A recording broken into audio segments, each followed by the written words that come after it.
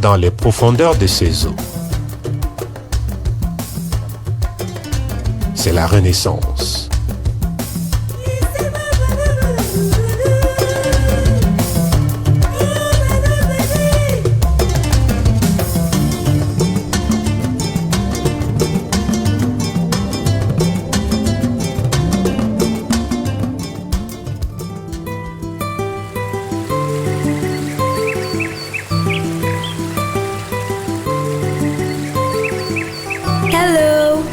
Bonjour.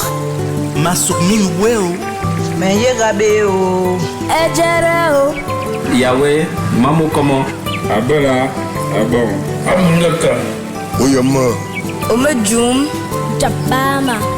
Ti Kakabeka. Wayembe. Olia. Idibakwa. Inakwana.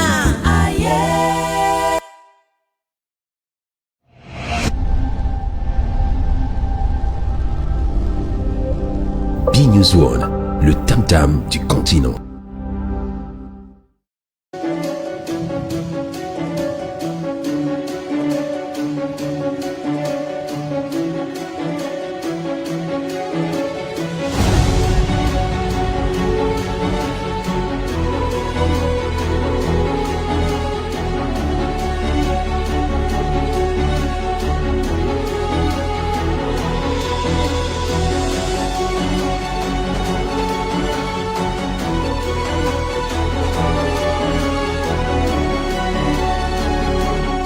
B-News One, au cœur de l'information. B-News One, le tam-tam du continent.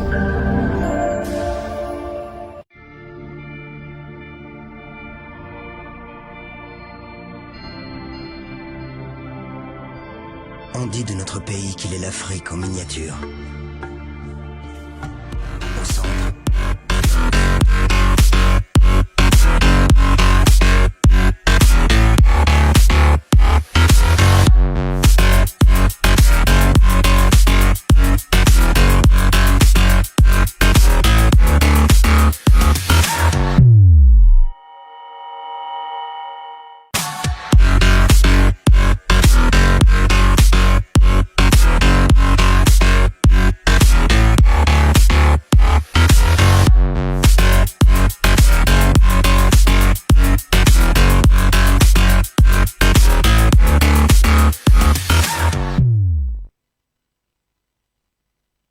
Ravi de vous savoir toujours nombreux sur ce plateau de Cannes au quotidien. Vous êtes bel et bien connectés sur B-News One, le tam-tam du continent. Qui du Cameroun ou de l'Égypte sera l'adversaire des Lions de la Teranga dimanche prochain au stade d'Olembe pour le compte de la finale de la 33e édition de la Coupe d'Afrique des Nations. On le saura bel et bien ce soir au terme de la deuxième demi-finale qui opposera les Lions indomptables du Cameroun aux Pharaons d'Égypte. Alors pour les Lions indomptables, ça passe ou ça casse.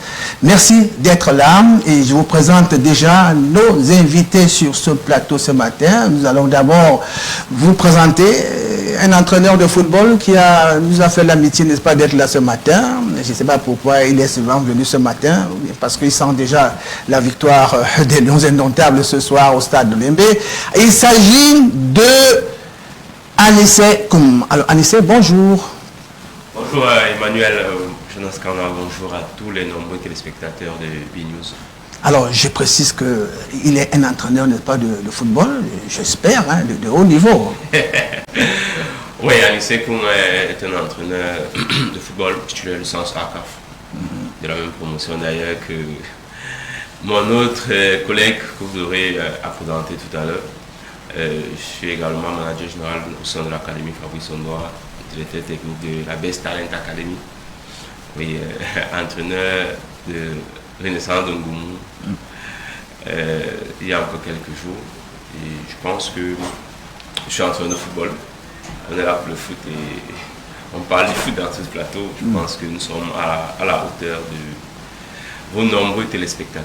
Voilà, merci et bienvenue sur ce plateau. On espère que vous serez à l'aise parce que c'est aussi notre arène ici, hein, ce plateau n'est pas de Cannes au quotidien.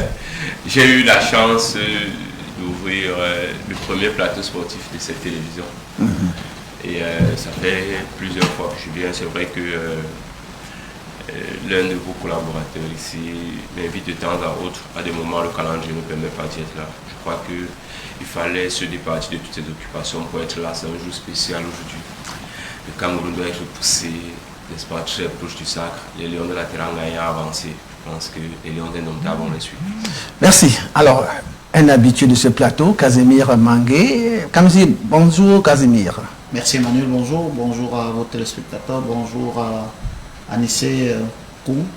Bonjour à toute l'équipe technique qui nous accompagne chaque jour.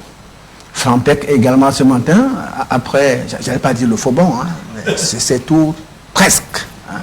Bonjour Franck. Bonjour Emmanuel et Jonas, bonjour à tous les téléspectateurs internautes. Je suis très content de retrouver Anissé Koum, il vous le disait, c'est quand même un ancien. C'est vrai qu'il nous a fait faux bon, mais je crois qu'il sera là de façon quotidienne. On compte sur son expertise. Merci à Casimir qui a vraiment tenu le bon bout hier avec coach Jean-Paul Akono. Certainement qui sera là d'un moment à l'autre. Je crois que l'émission sera belle et comme l'a dit Anissé, on est là pour porter les Lions vers la victoire. On va d'abord commencer par le débriefing de la première demi-finale d'hier au stade Amadou Ahidjo entre les Lions de la Teranga et les étalons du Burkina Faso. Rencontre qui a connu la victoire, synonyme de qualification du Sénégal. Victoire sur le score de 3-1. Alors, Franck Peck, vous avez regardé ce match attentivement, je crois. Oui, bien sûr, il faut dire que c'était un match à ne pas rater. C'était quand même une demi-finale de la Coupe d'Afrique des Nations, un derby ouest-africain. Il faut dire que lorsqu'on jetait quand même un coup d'œil à l'historique des rencontres entre ces deux formations, force est de constater que bien qu'il y ait un écart au niveau du ranking FIFA, première nation africaine contre la 11e nation tout de même, mais ces deux nations qui ont souvent eu du mal à se départager. Les 3 dernières rencontres avant le match d'hier, c'était 3 matchs nuls. Donc on pouvait donc comprendre que la rencontre d'hier devait être assez serrée. Et cela s'est démontré pourquoi durant les 45 premières minutes, les deux équipes se sont neutralisées, même s'il y avait quand même une domination sénégalaise qui aurait pu aussi permettre à cette formation d'inscrire des buts, puisqu'on va dire qu'il y a eu quelques actions litigieuses qui auraient pu conduire la formation des Lions de la Teranga à avoir des pénaltys. En deuxième période, on a vu une équipe qui est revenue avec quasiment les mêmes intentions et qui a pu ouvrir la marque. Mais ce qu'on va saluer tout de même, c'est la réaction des étalons du Burkina Faso. Parce qu'on se disait qu'une fois le Sénégal avait ouvert la marque, l'équipe devait un peu se sentir frustrée et peut-être être désemparée. Mais que nenni, on a vu une formation des étalons du Burkina Faso très ambitieuse, non seulement qui est revenue au score, mais qui a cherché même pourquoi pas essayer de l'aggraver. Et je crois même que ce qui peut justifier le score final de 3-1, c'est parce que l'équipe du Burkina s'est un peu beaucoup laissé, elle a laissé un peu beaucoup découverte parce qu'elle cherchait et elle a laissé beaucoup d'espace. Le troisième but, le but de Sadio Mané, l'illustre vraiment beaucoup parce qu'on voit Sadio Mané quasiment joueur de cette trempe être laissé scellé. Il n'avait qu'à user de sa vitesse et d'une justesse technique pour ajuster le portier du Burkina Faso. Mais autre chose quand même, on va reconnaître que le Burkina Faso avait quelques absences, notamment son avant-centre. On voyait que c'est Bertrand Traoré qui abattait quasiment tout seul les tâches offensives, ce qui peut expliquer aussi pas la contre-performance, mais le fait que la formation du Burkina Faso n'était pas très incisive au niveau de ses velléités offensives. Mais en gros, je crois que c'est le meilleur qui a gagné et le Sénégal n'a pas volé sa qualification pour la finale. Alors, Anissé, Franck parle, n'est-ce pas, d'une sorte de contre-performance pour les étalons du Burkina Faso. Est-ce qu'on peut parler de contre-performance ici? Parce que moi, je regardais ce match avec beaucoup d'attention. Les étalons, à mon humble avis, n'auront pas démérité. Bon, je crois que faut quand même dire qu'au vu de la physionomie de la rencontre, l'équipe du Sénégal aurait pu ouvrir la marque dès l'entame. Le VAR a été visité à 2 reprises. Peut-être s'il n'y avait pas ces conditions, le score serait peut-être de 2-0 avant la première manche. Je crois à mon humble avis qu'en dehors de quelques, je ne vais pas parler de soubresauts, le Sénégal a quand même maîtrisé la rencontre. Le Sénégal a maîtrisé la rencontre de part et d'autre. On a vu des actions vraiment du Sénégal. J'ai eu comme le sentiment que le Burkina Faso n'était vraiment pas, c'est-à-dire qu'il avait la peur dans le ventre. On n'a pas vu des gars dégagés, on n'a pas vu une équipe qui en voulait véritablement. Et dans ce genre de rencontre, ça se joue véritablement au détail. C'est sur le plan psychologique vraiment que le déclic arrive souvent. Après, quand le premier but est arrivé, c'est vrai qu'à 2-1, c'était encore possible. Vous savez, les scores de 2-0 sont les scores les plus évidents en football de revenir de perte. Parce que généralement, quand une équipe mène 2-0, on a le sentiment que non, le match est plié, que non. Mais de façon globale, moi je pense que logiquement le Sénégal a remporté sa rencontre au regard des actions franches qu'il y a eu pendant la rencontre, au regard de la physionomie elle-même de la rencontre. Le Sénégal, je crois qu'il serait peut-être enfoncé même le clou que cela n'aurait pas gêné quelque chose. Donc moi, sincèrement, je pense que c'est une victoire méritée du Sénégal. Et après, comme vous l'avez dit, le Burkina n'a pas démérité parce qu'arrivé quand même à ce niveau de compétition, c'était deux grosses équipes de l'Afrique de l'Ouest qui se rencontraient. On va le dire aujourd'hui, c'est l'Afrique de l'Ouest qui sera représentée lors de cette finale. Il fallait maintenant que les deux autres équipes représentent les zones respectives. Donc moi, je crois que c'était une très belle rencontre et on n'a qu'à féliciter l'équipe du Sénégal.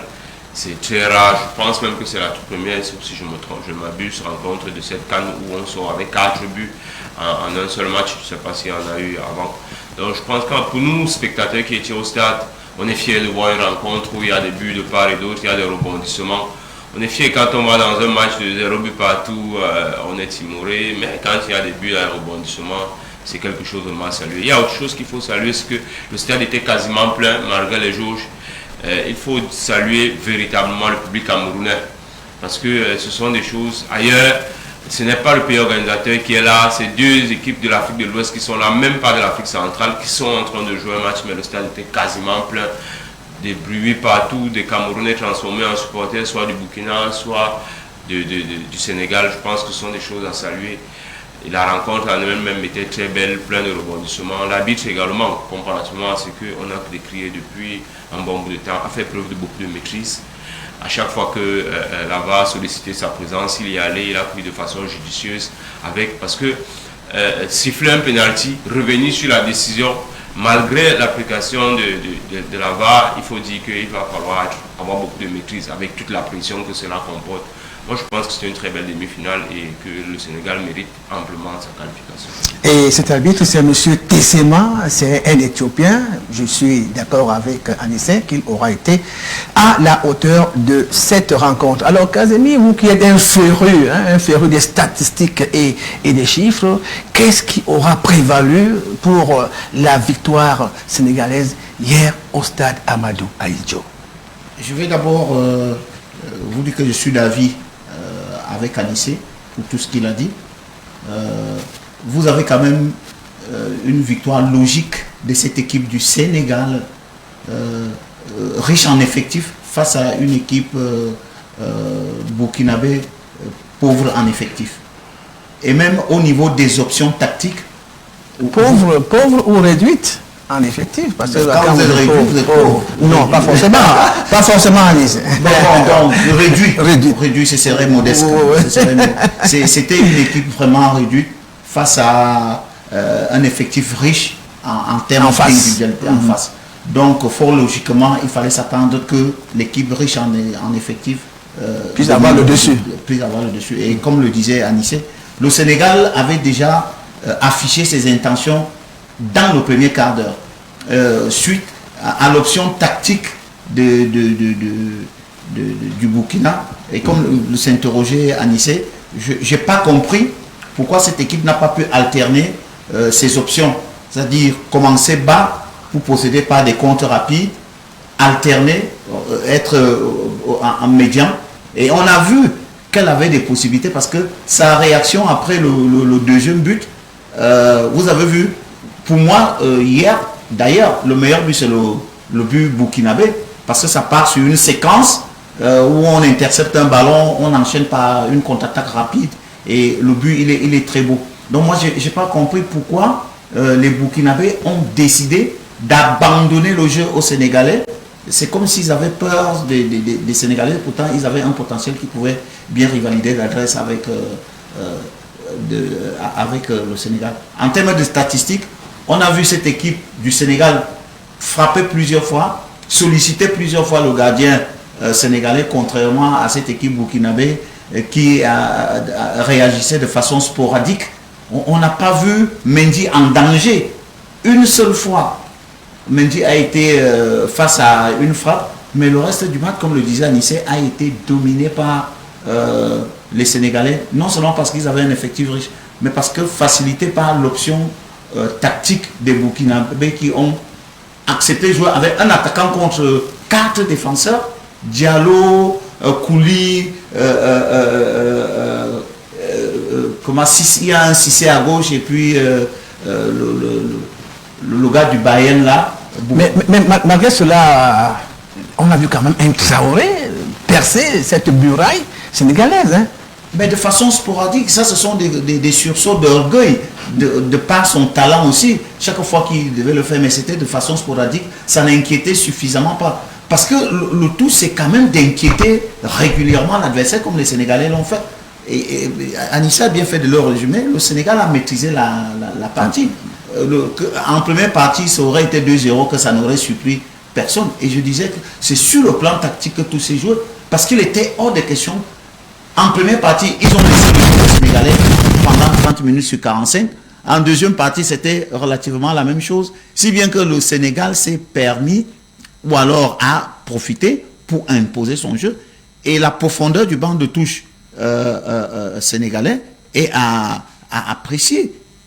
C'est comme si c'est la stratégie d'Aliou Cissé, parce que quand vous regardez la majorité des matchs des Sénégalais, c'est à partir de la 30e minute, de la 60e minute que le Sénégal a marqué son but hier et a fait la différence.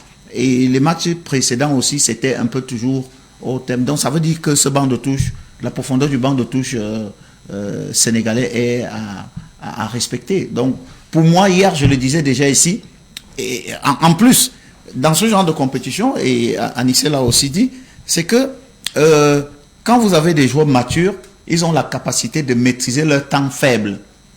Et quand vous avez des joueurs qui ne sont pas matures, ils ne maîtrisent pas le temps faible. Vous voyez le premier but sénégalais, on ne peut pas comprendre que sur une balle arrêtée, les joueurs se retrouvent libres de tout marquage. Le but de Diallo, c'est suite à un manque de marquage.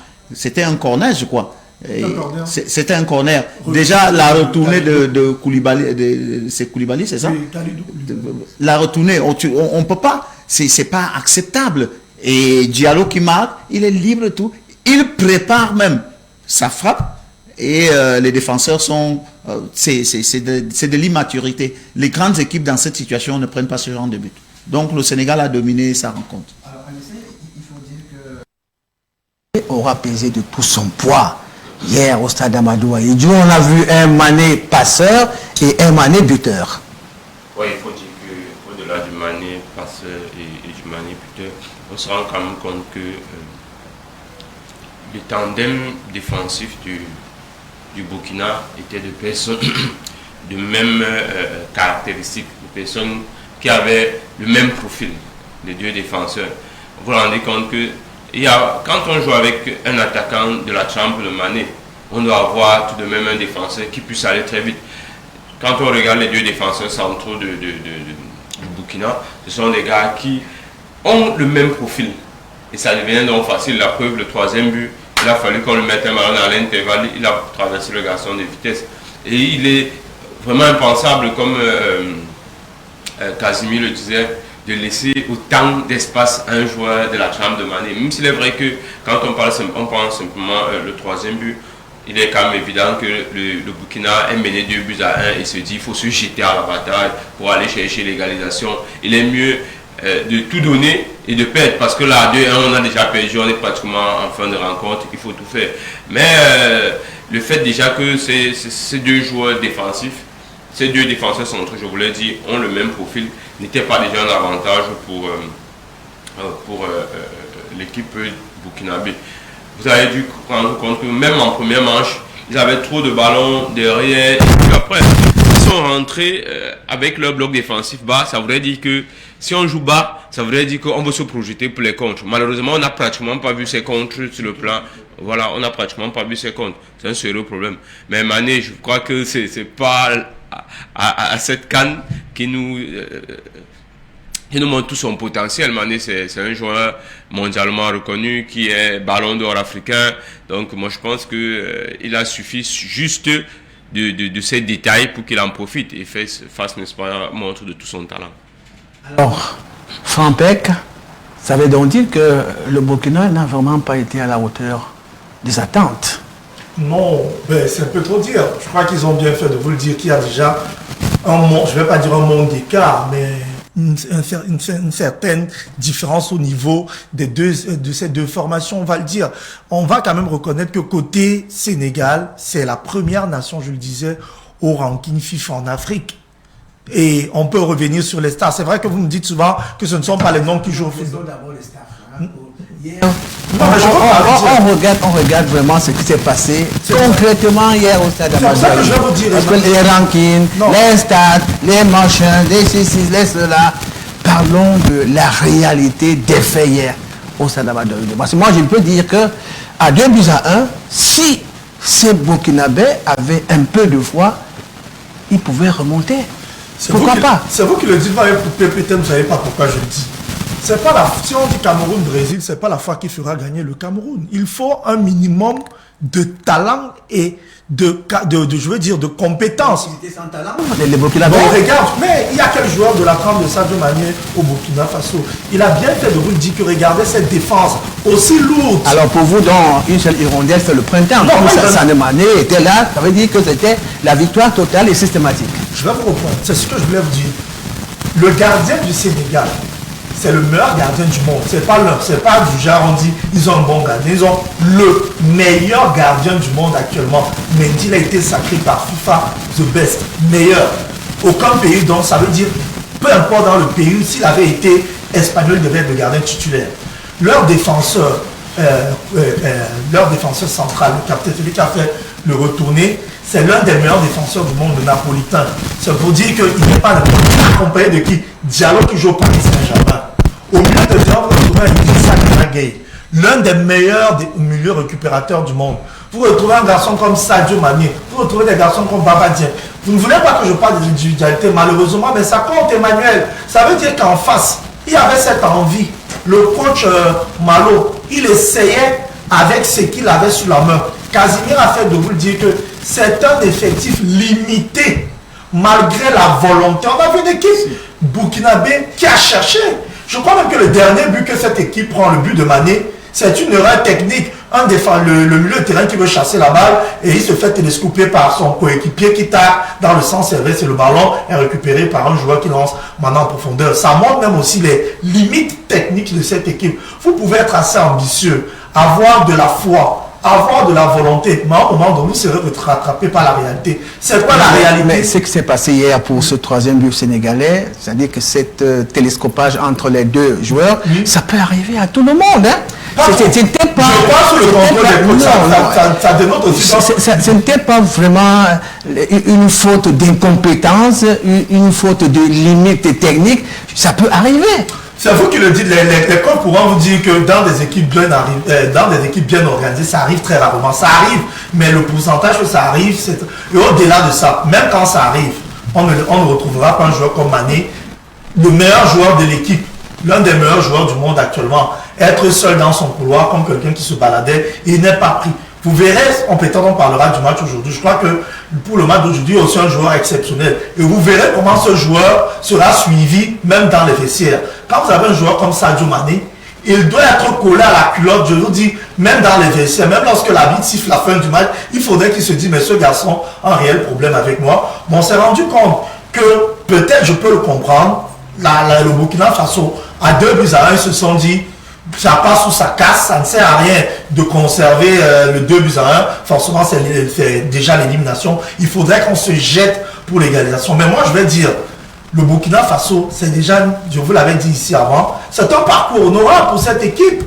Ne pas le reconnaître, de croire que les ambitions n'ont jamais été données au Burkina Faso de remporter la CAN. Si cela était arrivé, ça devait être une bonne chose. J'aime bien les équipes ambitieuses, mais il faut aussi être réaliste. Se faire battre par le Sénégal en demi-finale ne serait être une contre-performance. D'ailleurs, vous allez voir comment ils seront accueillis chez eux. Ils seront accueillis comme des rois. Ils ont fait une très belle compétition. Si par la suite même ils viennent à remporter la petite finale, je vous dis qu'ils seront accueillis en roi. Parce que dans cette CAN, personne n'aurait pu miser la moindre pièce sur ces équipes des États. Alors, hier, sur ce plateau, Casimir, Jean-Paul Akono faisait remarquer qu'il n'est pas question de faire un marquage sauvage sur ce genre, n'est-ce pas, de joueurs comme Sané ou Salah. Alors, pour le contre, un marquage sauvage, c'est-à-dire que même si tu vas faire pipi au bord, n'est-ce pas, du terrain, tu as un Cerbère qui est derrière toi, c'est de ça qu'il s'agit? Non, du tout. Le football a évolué et s'est dépassé. Il y a quand même des situations, il faut être en marquage strict. Par exemple, sur les CPA, c'est-à-dire le coup de pied arrêté, il y a quand même des zones où l'adversaire ne doit pas se retrouver en situation favorable de tir. Il faut empêcher. Vous ne pouvez empêcher l'adversaire de se retourner que si vous êtes véritablement sur ses talons. Vous ne pouvez pas être à une distance de 2 mètres empêcher l'adversaire. J'ai été fier de voir la réalisation nous proposer les différentes séquences. Vous allez vous rendre compte que les Sénégalais sont libres de tout marquage dans des zones où ils ne devraient pas être en marquage. Donc, ce n'est pas le marquage strict en tant que tel. Non, j'appelle ça marquage sauvage. Oui, il est strict. C'est-à-dire que tout au long du match, c'est déjà dépassé. Il faut alterner les options de marquage. Vous faites un marquage de zone, un marquage, vous faites une défense mixte, vous faites une défense de zone, vous faites toutes les formes. Donc, chaque situation de jeu vous impose un type de marquage. Et hier, vous avez constaté que, regardez par exemple ici, tous les Sénégalais sont libres dans les 16 mètres des Burkinabés. Ce n'est pas possible. Ça peut être une fois, comme le disait Franck, on peut faire une erreur. D'ailleurs, c'est ça qui fait la beauté du foot. Parce que si les gens ne faisaient pas d'erreur en football, ce serait difficile qu'il y ait des buts. Mais on ne peut pas faire tout au long d'un match, comme vous l'avez dit, un marquage sauvage. Mais il faut avoir des options intelligentes. Et c'est pour ça, mesurer, si vous voulez. Il faut faire un marquage, c'est Magnus qui le disait hier, il faut faire un marquage mesuré. Ou alors, il faut avoir une attention particulière si les joueurs décisifs adverses, un garçon comme Sadio Mané, quel plaisir avez-vous à le laisser s'exprimer comme il veut? Vous le mettez davantage en confiance et c'est à vous qui fera mal. Donc, moi j'ai été étonné. Regardez par exemple sur ce but, les Sénégalais arrivent les premiers dans les 16 mètres, à 7 mètres de but, et les Burkinabés arrivent plutôt en situation de défense poursuite. Non, c'est pas possible. Vous ne pouvez pas face à une armada d'attaquants. Parce qu'en dehors de Mané, il faut avouer que cette équipe, je crois que si ce n'est pas Anissé, c'est Franck qui le citait, ils ont des leaders dans chaque compartiment. Il vous a cité le gardien de but, qui est le meilleur gardien de but du monde. Vous avez sur leur ligne défensive un garçon comme leur capitaine, je crois c'est Koulibaly, associé à Diallo qui est à Paris Saint-Germain. Vous avez Bounassar qui est également à droite, qui est au Bayern de Munich. Vous arrivez au milieu du terrain, vous trouvez Ganagay et même Cheikh Kouyaté.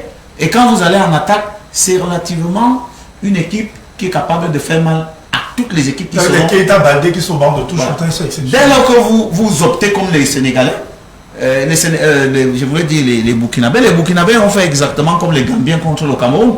Vous ne pouvez pas abandonner le jeu à une équipe qui maîtrise le jeu sans alterner, à un moment la provoquer.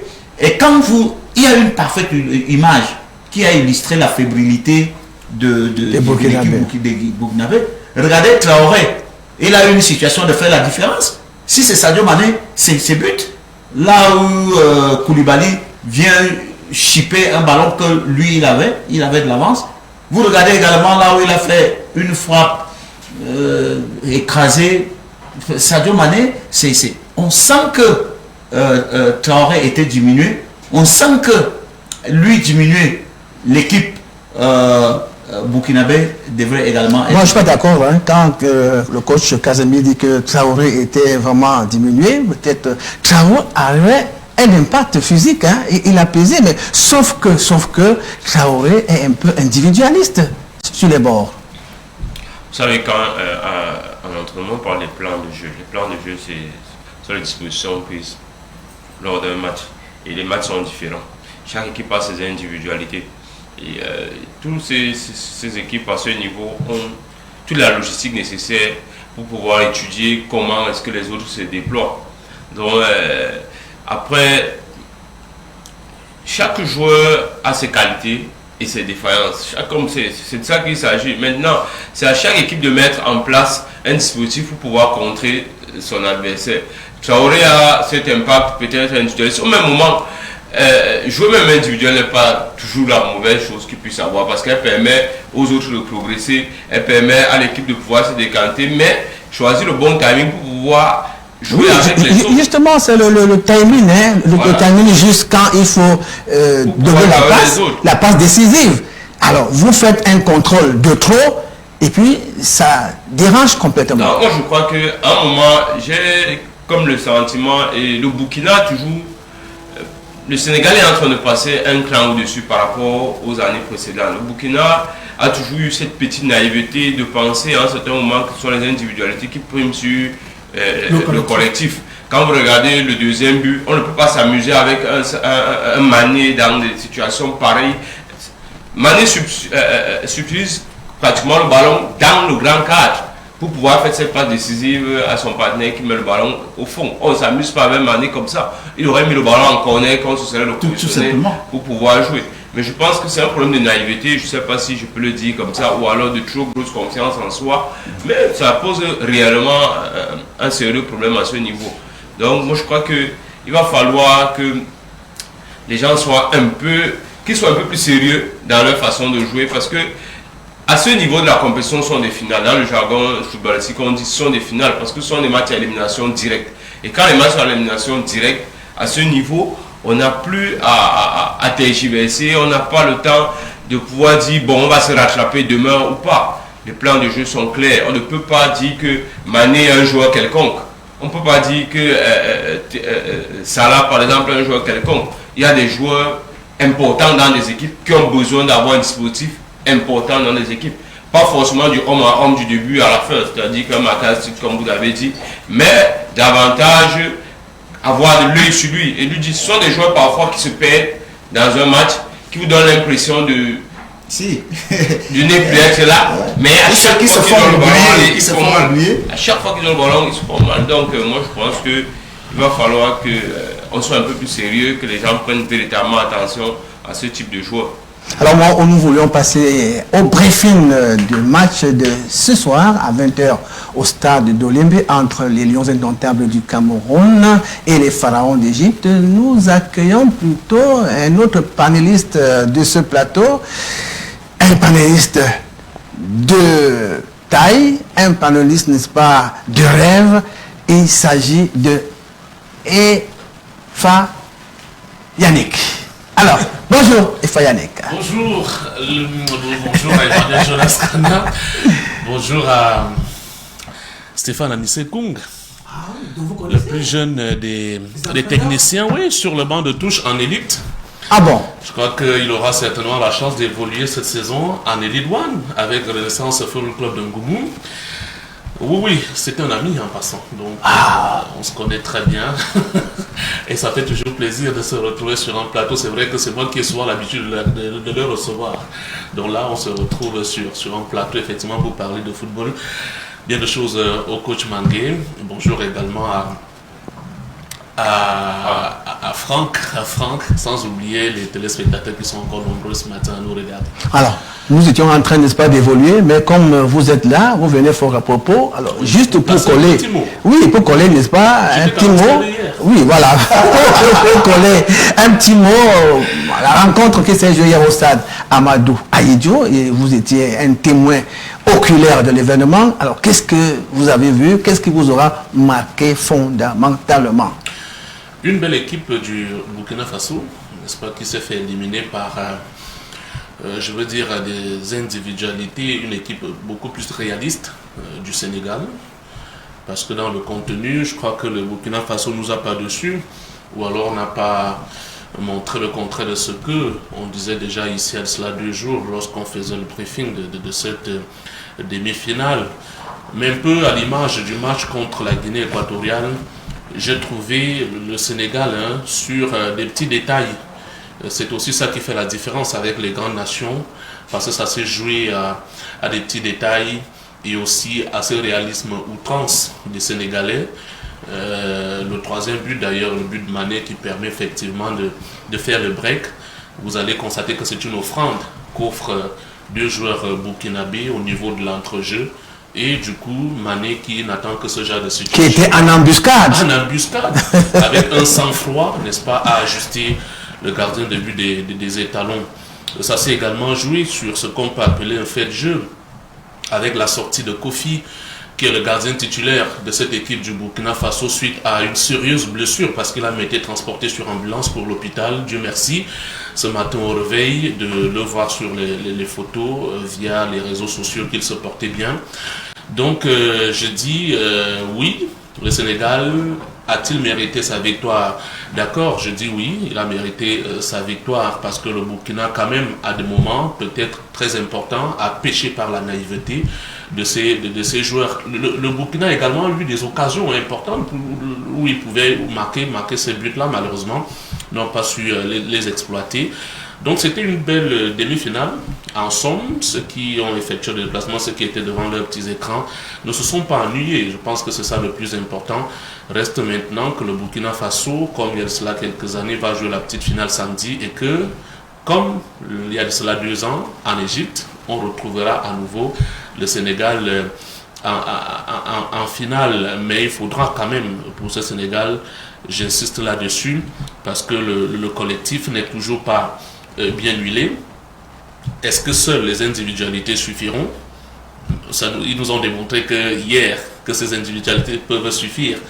Mais si vous avez quand même face à une équipe qui peut vous créer des soucis, que ce soit le Cameroun ou l'Égypte qui vont jouer ce soir, il faudra, je pense, encore beaucoup bosser pour le staff technique de ces Lions de la Teranga.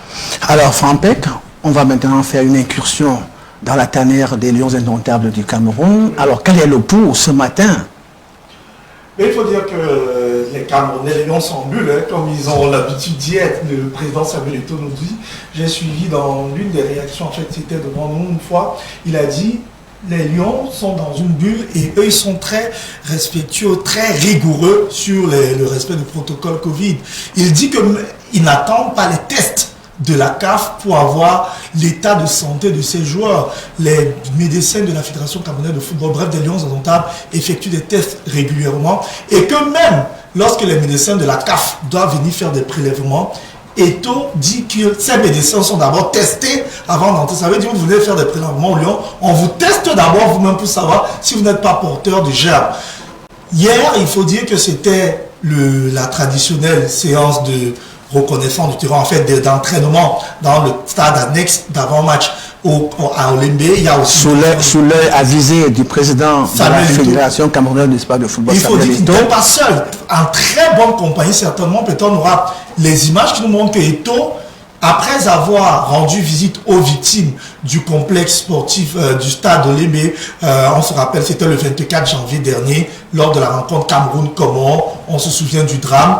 Eto'o a d'abord motivé les Lions à accompagner cette famille avec une somme quand même assez importante, 50 millions de francs CFA. Par la suite, le président de la FECAFOOT s'est rendu à l'hôpital où il a regardé les victimes, les blessés, les accidentés et certains de leurs proches.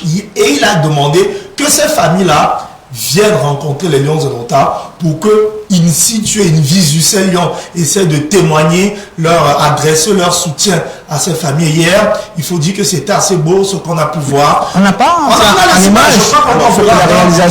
On verra la visite d'Eto'o lors de l'entraînement des Lions en présence de Samuel Eto'o. Puisqu'on parle déjà de l'entraînement des Lions, il faut dire que la réalisation va nous le mettre. Voilà. Eto'o était bien sûr en très belle compagnie avec ses familles et notamment ce bébé qui est devenu star quand même à la suite de cet d'accident. Et c'était très beau ce qu'on a pu voir. Tout le monde a salué cette initiative. Tout le monde a salué ce geste. Nous aimerions voir ces images qui sont assez formidables.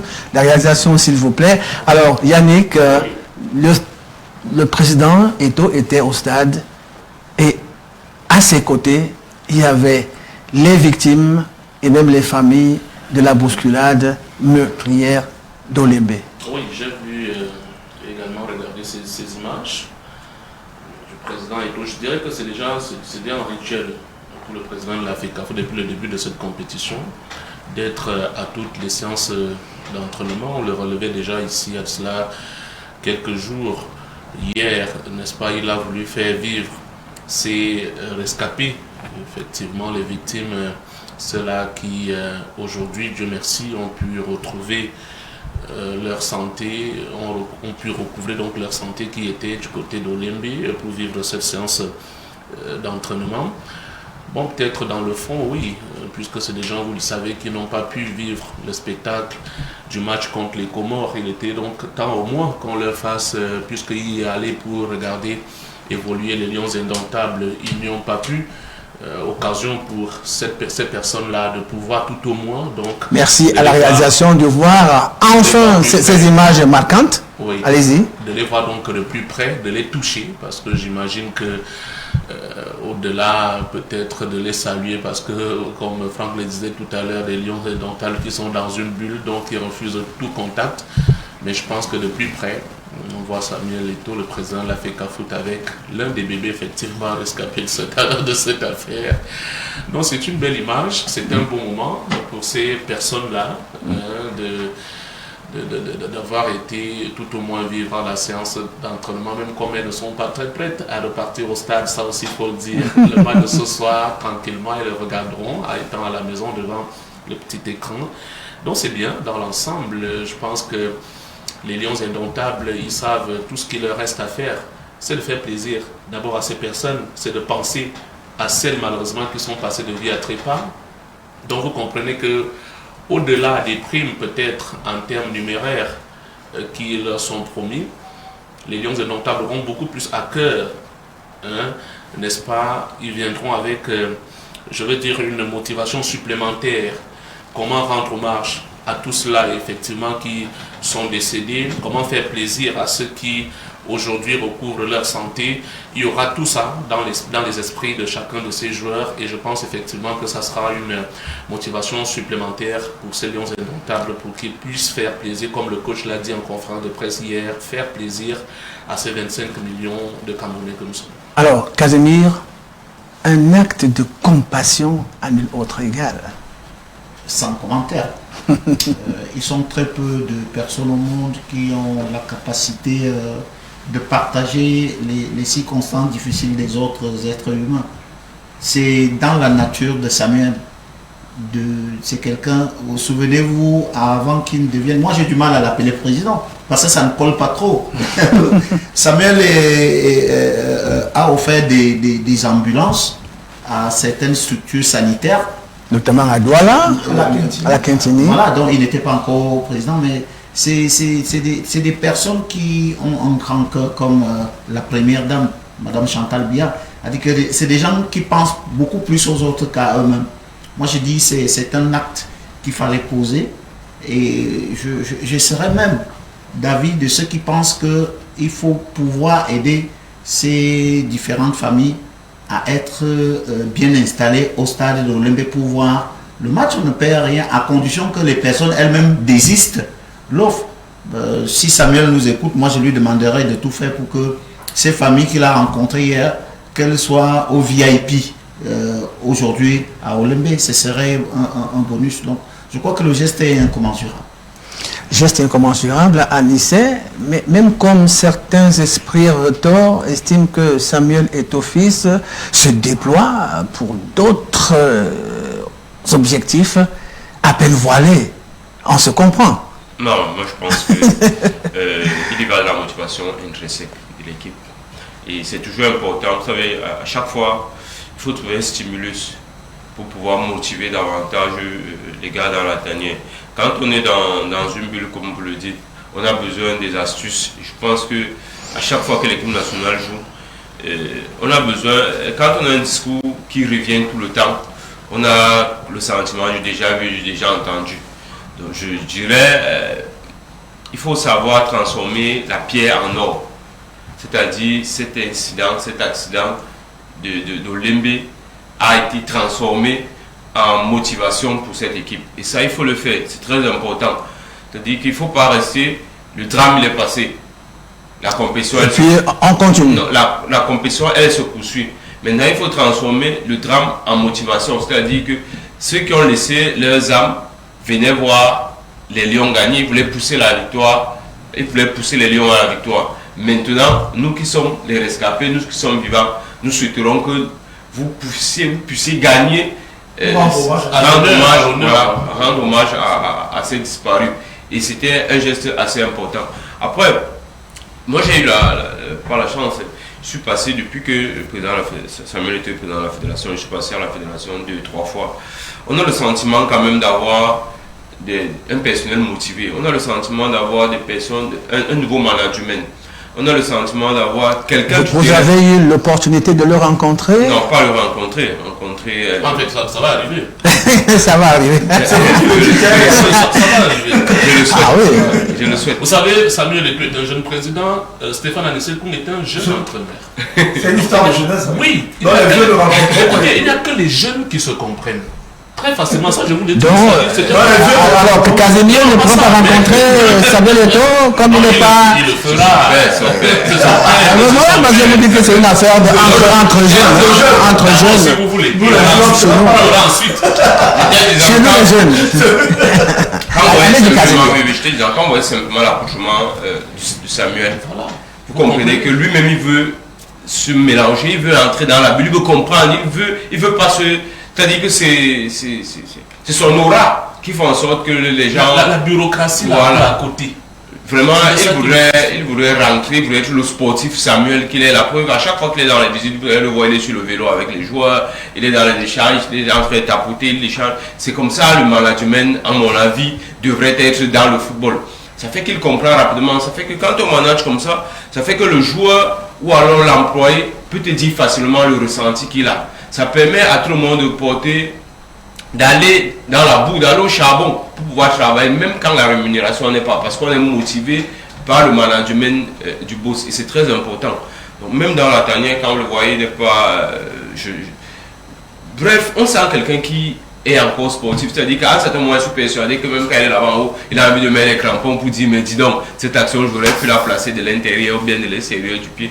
Donc c'est très important. Je crois qu'il apporte cette autre motivation. Après, Samuel a quand même une grosse popularité, qu'on le veuille ou non. Quand vous parlez des idées qu'on lui prête, je pense que ça c'est mon avis. Je crois que là, on se comprend très bien. Hein. Je pense que... Je ne voudrais pas les dévoiler ici, les idées qu'on lui prête. Hein. Oui, les idées qu'on lui prête, mais après, c'est une étoile. Il faut la sauvegarder. On a le devoir de la protéger. On a le devoir d'en bénéficier au maximum. Il suffit simplement de regarder tous les annonceurs qui sont autour de cette fédération depuis son arrivée. Ça dénote tout de moins de la présence de ce grand monsieur qui, physiquement, visuellement, ne voudrait même pas avoir l'air du star. Voilà. Alors, j'espère, Yannick, c'est plutôt une belle motivation stressée que Samuel soit... que ce ne sont pas les effets, les effets du nouveau. Que quand quelque chose est nouveau, ça suscite, n'est-ce pas, des réactions spécifiques. Oui, d'ailleurs, j'ai bien pu entendre, ça et là, que attends, d'où lui sort toute cette énergie. C'est vrai que la question n'est pas posée de cette façon.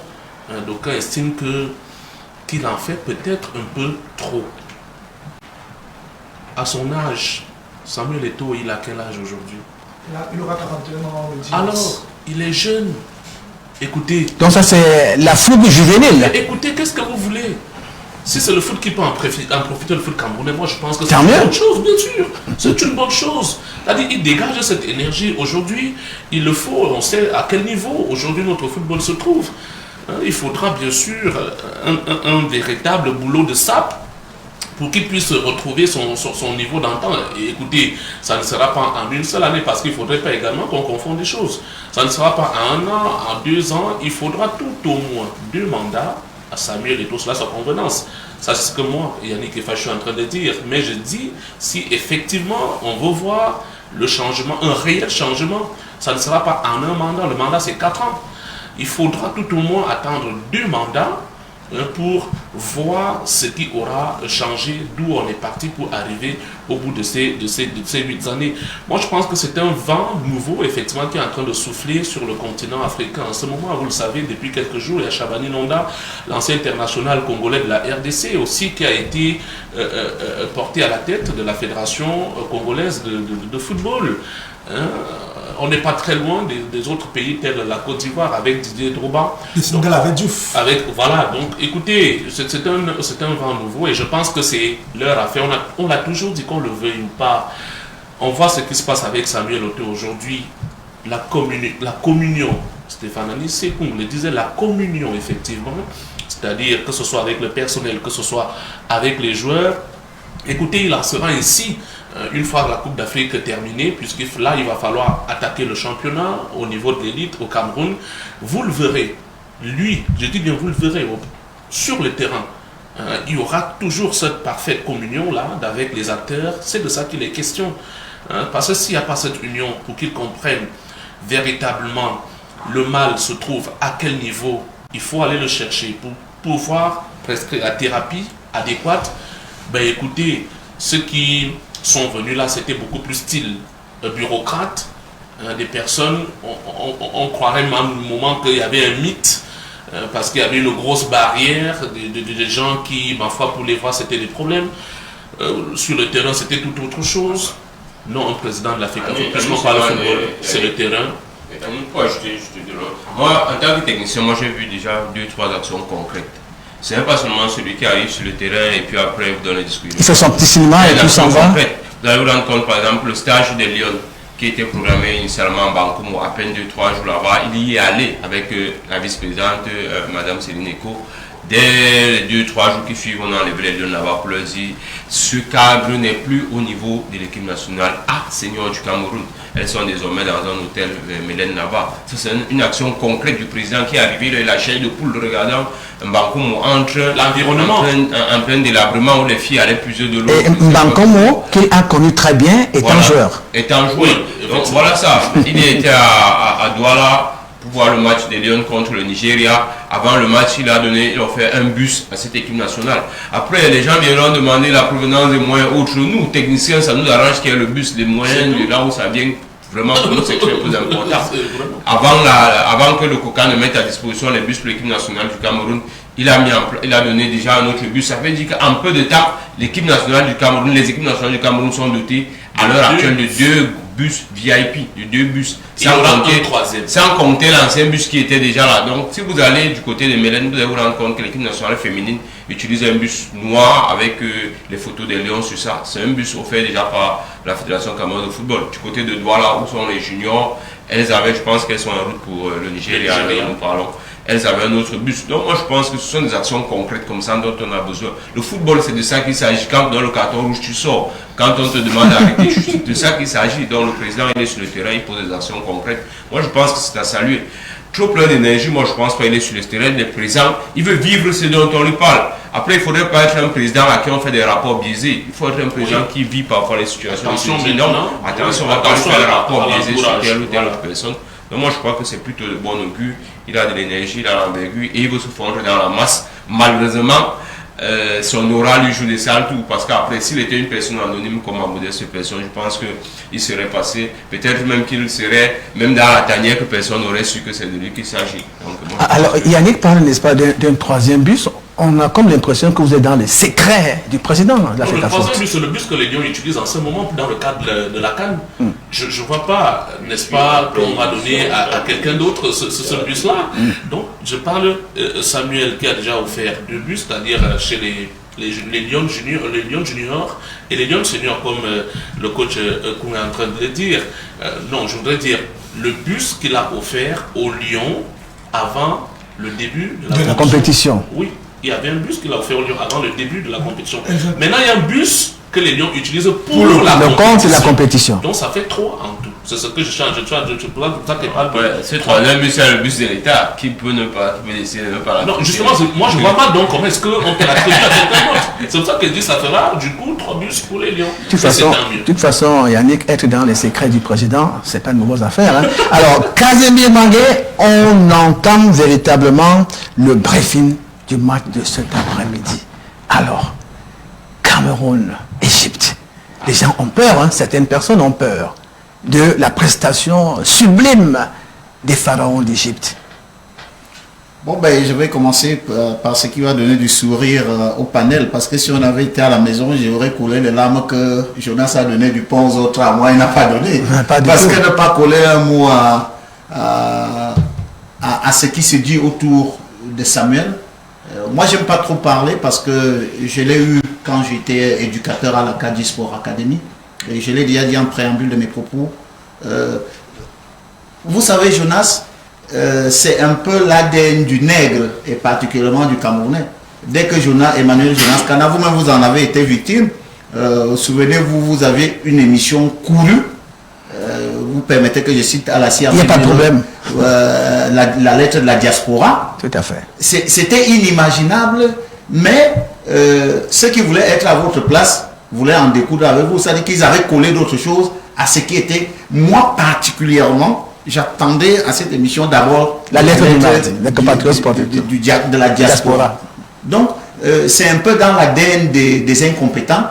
Que j'attendais qu'on dise un acte négatif qu'il a posé pour que je m'y intéresse. Mais si tout ce qu'il fait, c'est pour le bonheur d'une génération de compatriotes, moi je dirais il n'y a pas de débat. Mais s'il faut le retenir pour nos téléspectateurs, il semble qu'au Cameroun aujourd'hui, il ne faut pas être quelqu'un qui pense pour les autres. Il ne faut pas être quelqu'un qui affiche des compétences. Tout de suite, on vous colle des casquettes qui portent tout ce qui est lugubre. C'est un peu ça. Parce qu'on ne peut pas dire qu'il y a un excès d'énergie.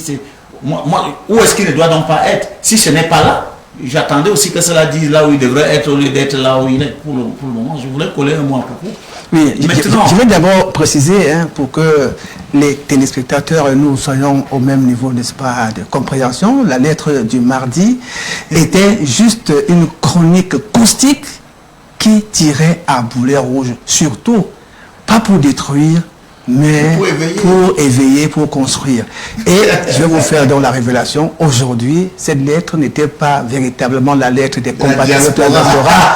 C'était une lettre écrite par Emmanuel Jonas Kana, mais sous le couvert de la diaspora. Parce que vous savez, les Camerounais ont un faible pour tout ce qui vient, n'est-ce pas, de notre côté. C'est pour ça que j'avais, n'est-ce pas, baptisé cette lettre, la lettre sportive de la diaspora. Et ça marchait. Donc, on revient à votre préoccupation, d'ailleurs, qui m'a peut-être échappé. Si vous pouvez reposer la question.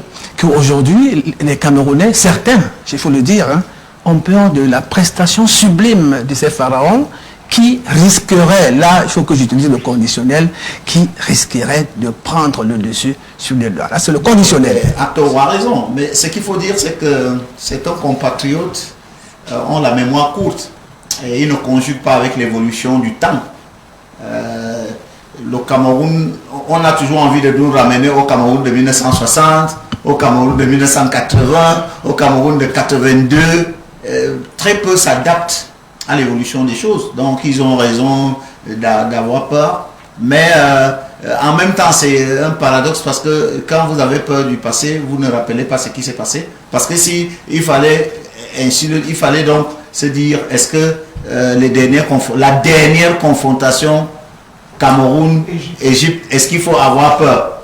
Moi, j'aurais jamais eu peur. Donc, à tort ou à raison, les gens ont peur des pharaons. Il faut plutôt les respecter parce que c'est une nation, l'une des grandes nations de football. Je crois que l'Égypte doit être au top 10 africain. Donc, il faut les respecter. Mais avoir peur, je ne sais pas si une équipe égyptienne a déjà tué les gens. Il faut avoir peur de ceux qui tuent les gens. Moi, je crois que c'est une mauvaise façon de raisonner. Il faut respecter les Égyptiens il ne faut pas avoir peur des Égyptiens parce que c'est des êtres humains comme nous. Je ne sais pas si je dois avoir peur d'Emmanuel Jonas Kanda, mais je dois avoir du respect pour Emmanuel Jonas Kanda. Alors Yannick, il faut avoir du respect, mais pas un respect aveugle. Et puis, quand on regarde l'image qui est affichée sur le petit écran, ce sera un duel entre Aboubakar Vincent et Mohamed Salah. Dodo Sadis. Oui, ça sera d'ailleurs un beau duel entre Vincent Aboubakar et Mohamed Salah. Je voudrais dire que j'ai trouvé quand même les propos de certains Égyptiens décalés, notamment l'entraîneur Carlos Queiroz, des Pharaons. Je ne voudrais pas quand même... Vous savez, quand vous avez une rencontre comme celle de ce soir, un choc comme celui de ce soir, les deux parties se doivent mutuellement respect. Mais je n'ai pas véritablement l'impression côté encadrement technique, le patron de ce côté-là, je parlais de Carlos Queiroz tout à l'heure, qui a quand même eu des propos assez décalés, à l'endroit notamment du président de la FECAFOOT. Bon ben, c'est aussi ça, on va dire que le match a déjà commencé. S'il peut nous renvoyer dans le cadre des rencontres de boxe et autres MMA, il faut dire qu'il y a souvent un choc avant même le début du combat. D'accord. Maintenant. Qu'est-ce qu'il a dit concrètement à l'endroit du président de la FECAFOOT? Il faut que les spectateurs ne pas le dans le sens où il n'aura pas été ce grand joueur dont il prétend. Donc, à lui seul, là où il tient ses propos. Moi, je ne voudrais pas m'attarder là-dessus, puisque je trouvais tout simplement ça ridicule. Quand je l'ai dit, je vais entrer donc dans le vif de ce choc, parce que c'est un choc, et nous devons tous être d'accord sur ce plateau que c'est la finale avant la lettre. Tout à fait. Voilà, c'est deux géants d'Afrique. Vous avez l'Égypte qui a 7 étoiles, le Cameroun qui a 5, et qui vise sa 6e étoile sur ses bases.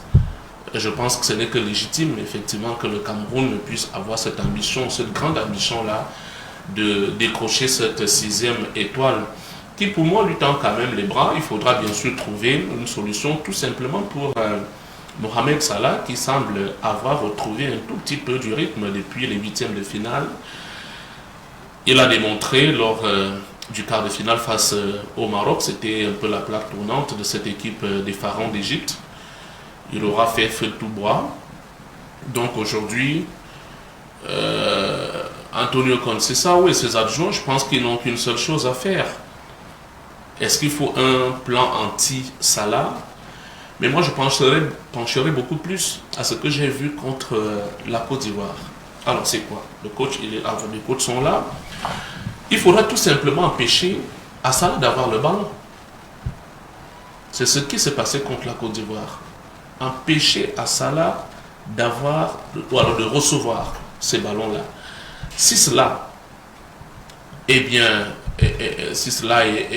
fait, alors du coup, les Lions indomptables, puisque quand on regarde les deux équipes, je pense qu'on a plus, en termes de contenu, des hommes qui peuvent facilement faire la différence que du côté égyptien, qui effectivement aujourd'hui compte sur leur homme fort, sur leur star, qui est Mohamed Salah. Il faudra donc empêcher à ce dernier tout simplement d'avoir le ballon que du côté peut-être 2 à 3 joueurs, ce qui pourra laisser l'espace aux autres, les Mohamed ou encore les Trezeguet, pourquoi ne pas de pouvoir faire la différence.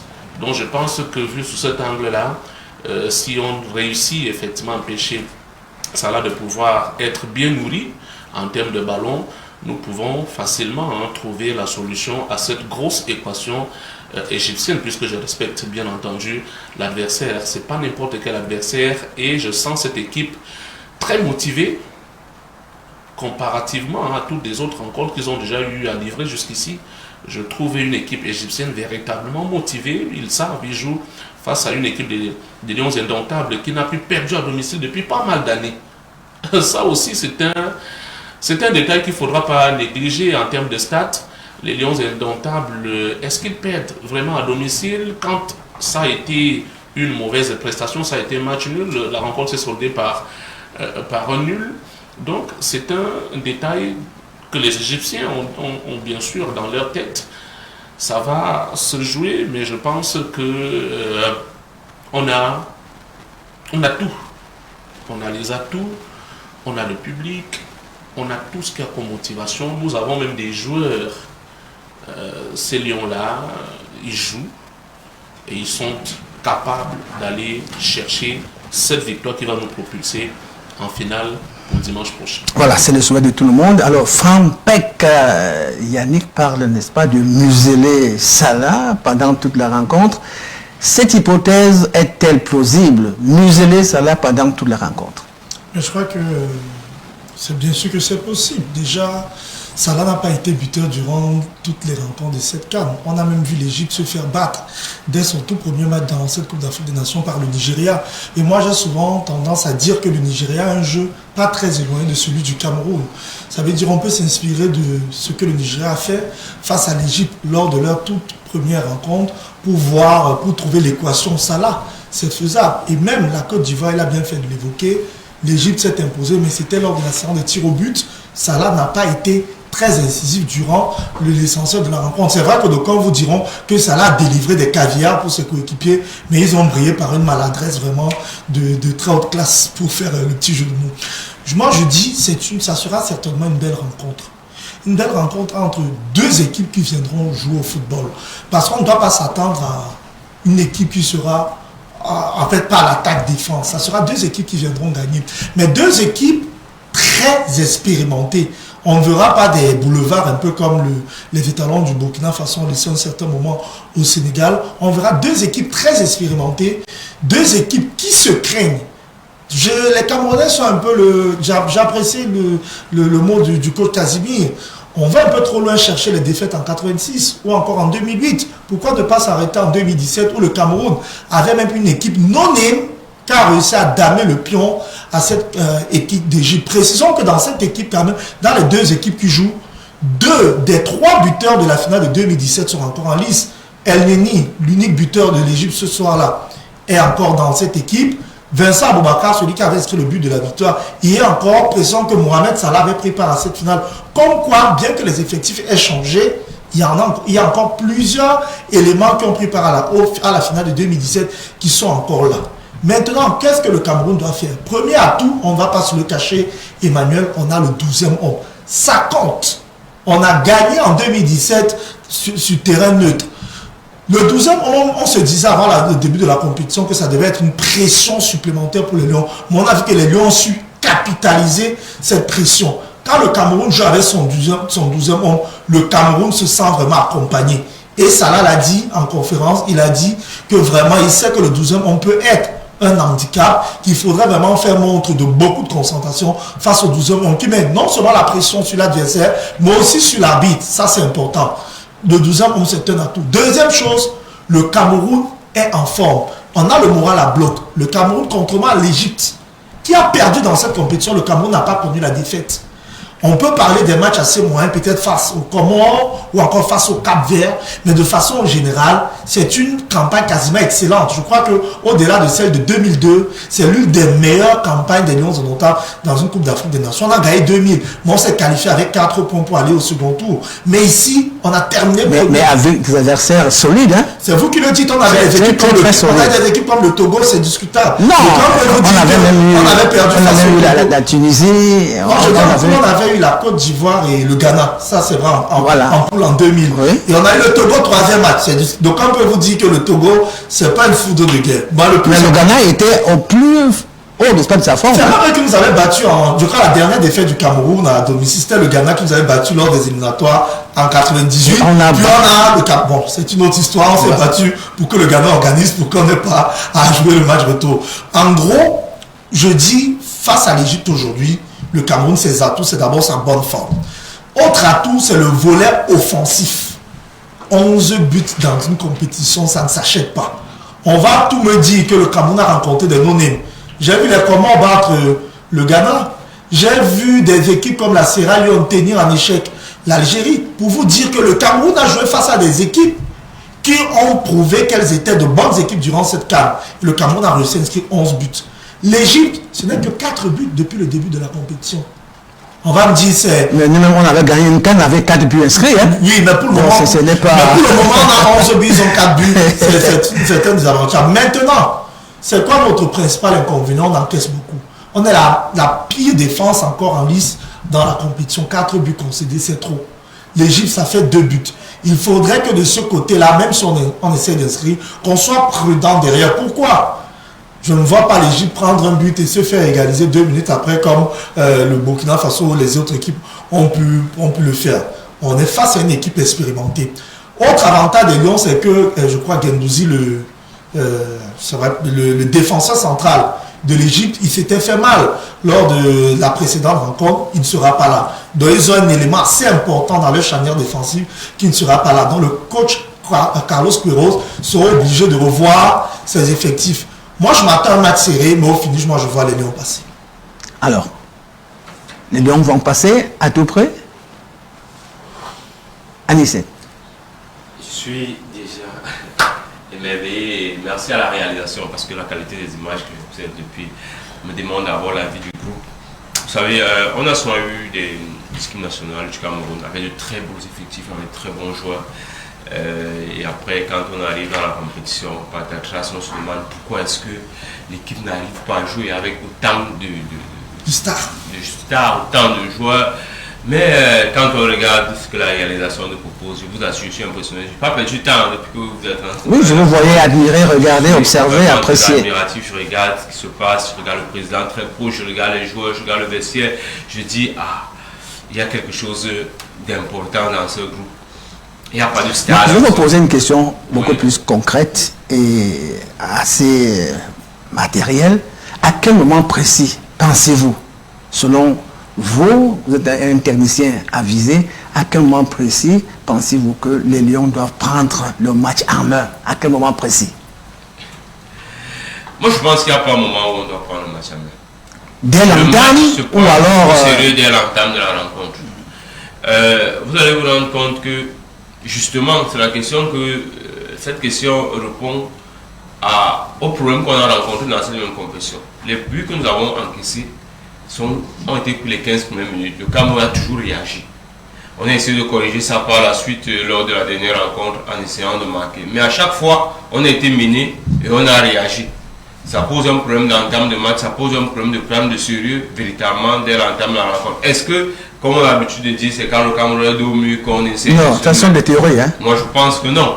Donc, dès l'entame de la rencontre, il faut véritablement prendre le match au sérieux. Il n'y a pas un moment où il faut marquer, il n'y a pas un moment où il faut encaisser. On peut encaisser même au temps additionnel.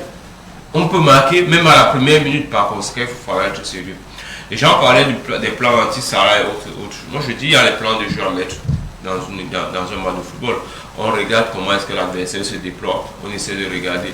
Le problème, c'est que mettre véritablement un plan anti-Salah pour le sécuriser véritablement, c'est se dire, on met 2 joueurs qui l'observent, par exemple. Si j'en avance les 2 défenseurs centraux. Mais est-ce que le fait de mettre des gens pour mettre Salah en difficulté, en réalité, si on dit qu'on a nos 2 défenseurs centraux qui jouent en marquage strict ou alors qui ne donnent aucun espace à Salah, ça veut dire qu'on a décidé de jouer en infériorité numérique. Puisque Salah étant dans une situation d'inconfort parce que nos joueurs l'ont mis en difficulté, mais ça permet aux autres de jouer. Est-ce que Salah est le meilleur buteur de la CAN? Je ne pense pas. Est-ce que Salah est même le meilleur buteur de l'Égypte? Je ne sais pas trop. Oui. Voilà. Mais est-ce qu'il est le seul à avoir marqué depuis que l'Égypte est là? Il y a d'autres joueurs qui marquent. Il ne faut pas créer une Salah dépendance. C'est ça le problème dont on peut se retrouver. Créer une Salah dépendance et se dire, bon, après, il n'y a que Salah qui peut jouer. Salah peut décider à un moment de se faire oublier dans la rencontre de façon express et faire jouer d'autres. L'Égypte, moi je pense que c'est un collectif. Il va falloir rester vraiment rigoureux dans tous les aspects. Il faut dire comparativement au dernier match, les gens ont dit oui, le Cameroun a joué seulement le plus abouti. Après, on joue le match le plus abouti contre la Gambie. Pourquoi? Parce que la Gambie nous a laissé de le ballon. La Gambie voulait procéder en contre. La Gambie jouait bas pour pouvoir procéder en contre. En réalité, moi je le dis, il faut rester très très concentré. Si la Gambie avait des joueurs aussi vifs que le Sénégal, ils nous auraient fait mal. Puisque si le bloc défensif adverse descend, ça voudrait dire que tous les blocs, le bloc équipe se tient sur la distance entre la dernière ligne défensive et la dernière ligne offensive. Si le bloc défensif descend, ça voudrait dire que notre bloc offensif est monté.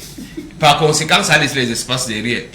Donc, si ils avaient donc des joueurs véritablement qui allaient vite sur les couloirs, ils nous auraient fait mal à un certain moment. Il va falloir rester vraiment concentré. Il y a des équipes qui mettent un plan de jeu pour vous laisser même carrément le ballon.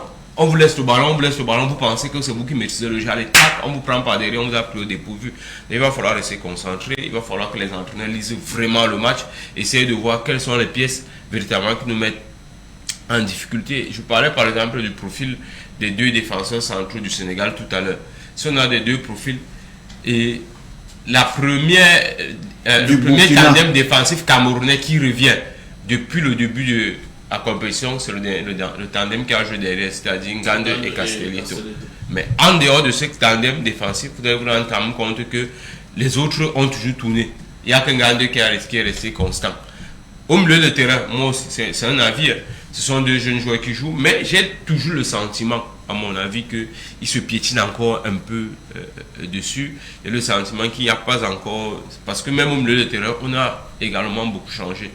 Il faut le dire aujourd'hui. Le Cameroun, avant la CAN, est le seul pays qui n'a pas joué un match pré-compétitif. Ça a été un problème pour l'entame de la compétition. Mais je me dis, plus on avance, plus on essaie de se bonifier. Mais les plans de jeu dépendent également de comment l'adversaire se déploie. C'est important.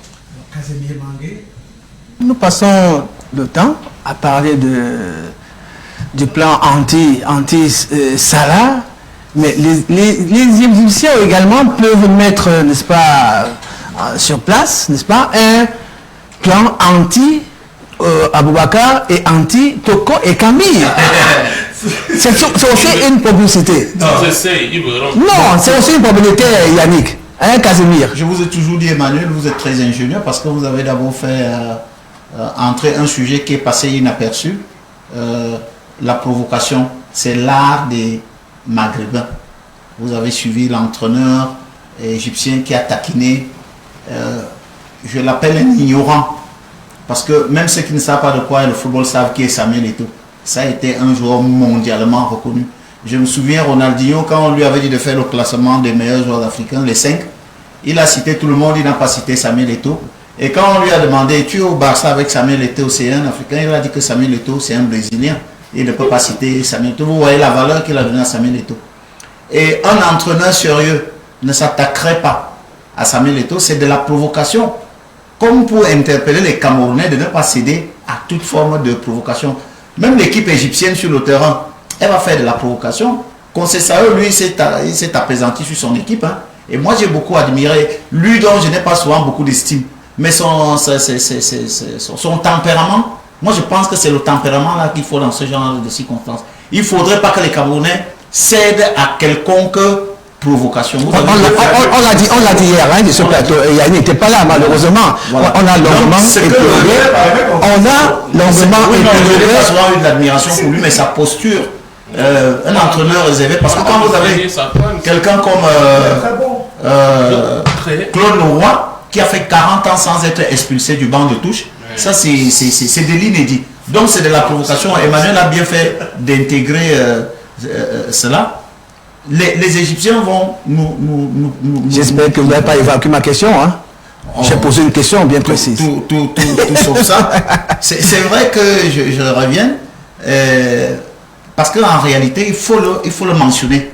Les équipes maghrébines sont des équipes qui aiment provoquer, qui peuvent vous pousser à la bêtise et pour vous faire sortir du match. Maintenant, par rapport à votre préoccupation, qui m'a également encore échappé, un plan anti-Aboubakar et anti-Toko Ekambi. Non. Comme vous le dites si bien, n'est-ce pas, le plan anti-Salah. Moi, je ne l'ai pas dit. Il n'y a pas... C'est dépassé ça. C'est-à-dire que quand vous faites votre plan de jeu, vous faites attention aux forces adverses. Mais vous ne dites pas que systématiquement, parce que comme le disait Anissé, vous risquez de vous retrouver en infériorité numérique involontairement. Parce que vous avez concentré un maximum de joueurs sur un individu. Il suffira à toute l'équipe du Cameroun d'être capable de donner le ton. Et vous avez bien fait de poser une question intéressante.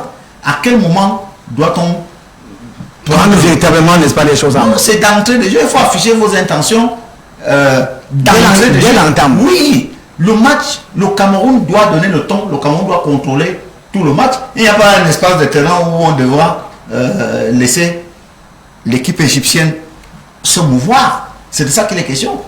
On sait que l'ADN des équipes maghrébines, c'est logé dans les petits espaces. Dès que vous avez bouché ces petits espaces, ils se mettent en difficulté, ils se mettent en doute, ils commencent à faire de la bêtise. C'est pour ça qu'il faudrait aujourd'hui qu'il n'y ait pas un plan anti-Salah, mais que ce soit un joueur à qui il ne faudra pas donner beaucoup de possibilités de s'exprimer. Voilà.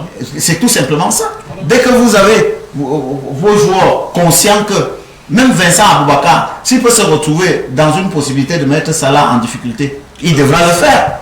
Et ça ne devrait pas l'empêcher de marquer son but contre l'Égypte. Donc, un plan la priorité pour lui. Voilà. La priorité pour lui, c'est que l'équipe gagne. En principe, quand vous faites un match, vous êtes sûr de vos valeurs. Vous ne vous occupez pas de l'adversaire.